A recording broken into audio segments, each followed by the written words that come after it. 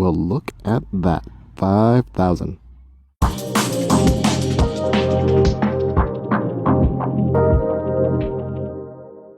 So this is not a what it's like to ride an F3 video. There are a ton of those out there, and if you want to hear my thoughts, I'd suggest you watch either my first impressions video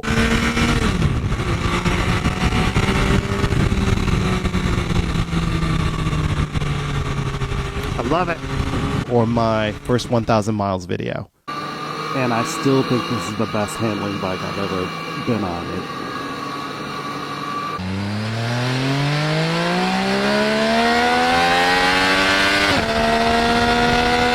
This is more of a what it's like to own an F3 video.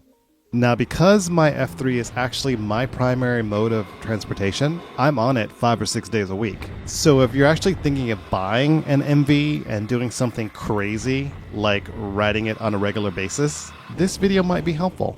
Now, this is obviously just the experience of some random dude on YouTube, because when you research these bikes, you will read horror stories of people whose valves have snapped within the first 2,000 miles, and fairy tales of riders who've gone 10,000 miles without a single issue.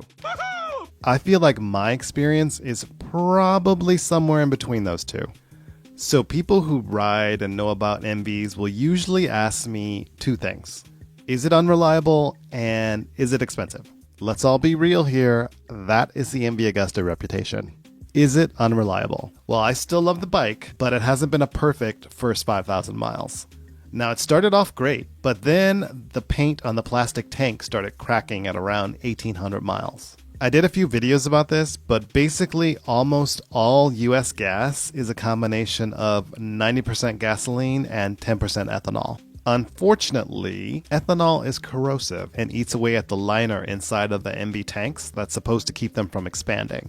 So the tank expands from the hot engine or just being outside on a sunny day, and it cracks the paint.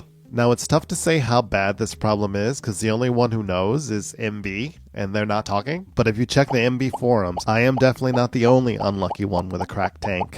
Luckily, MV replaced my tank under warranty, but it still took about 2 months to get that tank.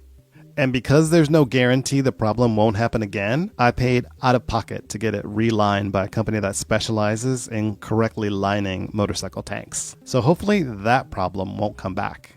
Oh, and did I mention that MV couldn't be bothered to actually paint me a tank that matched my original one, which was satin paint with a red logo? They sent me a matte tank with a multicolor logo. So now I'm going to have to pay out of pocket to get the tank resprayed to actually match my bike. Son of a bitch. I made a video about this, link in the description in case you're curious. So yeah, annoying. Anyway, the only other problem I've had is that my sprag clutch crapped out on me at around 4,800 miles. Now, that problem actually left me stranded, so that kind of sucked. It also left me without the bike for a month because it took 31 days for a new one to come in from Mv Agusta.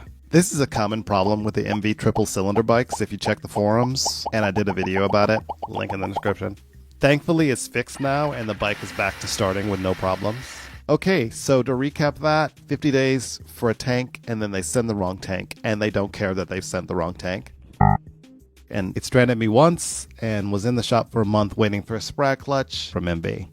If you're the kind of person who pays a premium price and expects premium service afterwards, yeah, Mv Agusta is probably not the bike for you. So is it unreliable? I think we can mostly agree that this would not have happened with a Honda, for example, but I still think it's too early to brand the bike as unreliable. So, is it expensive?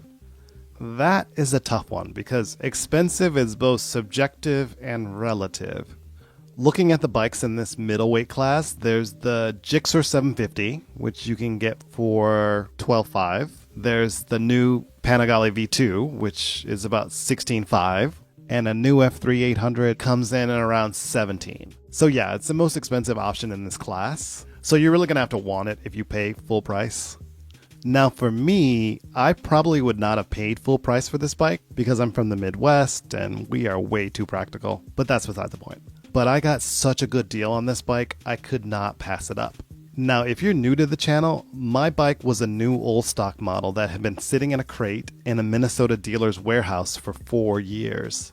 I honestly think they forgot about it, and someone probably went to the back of that warehouse one day and said, "What is this bike still doing here? Get rid of it."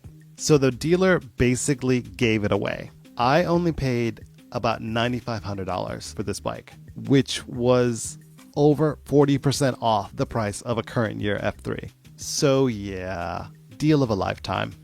So they added a small setup fee, and then shipping out to California was $600. So to get the bike to my doorstep was $10,392. Now I won't add in the state taxes or registration fees because every state is different. But if you're curious, I paid about 15% on top of that for the California state taxes, new title, and registration. So I had it shipped to my local MV dealer, Pro Italia, and for peace of mind before I rode it, I had them check it over. Thankfully, everything was fine. They just recommended I get a new battery because the stock MV batteries are not good. They are literally called BS batteries, which is hilarious because most people consider them to be crap. So that whole initial service was $480. I also decided to buy an extended warranty through Pro Italia that adds 1 year of coverage after the 2-year factory warranty expires, and that costs $290. Now, if you're one of these people who shelter their MV in a garage and hardly put any miles on it, like maybe you take it out a handful of times a year or once a month, no judgment, it's your money, do what you want, but I don't think buying an additional warranty would be worth it.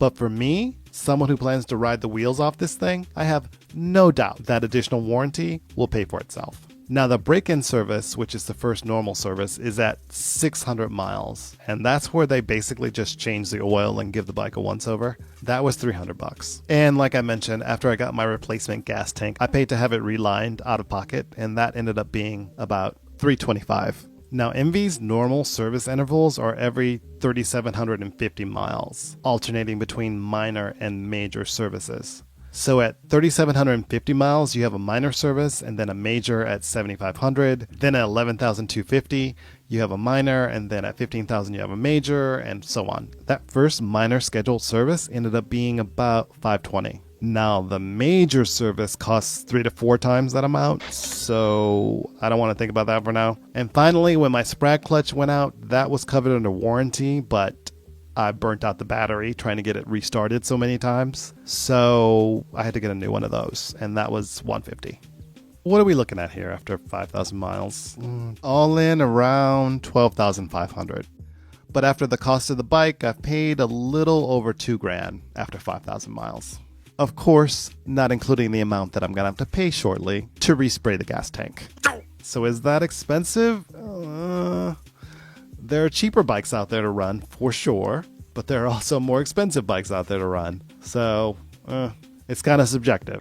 So hopefully this helps some MV curious people out there just to hear my experience.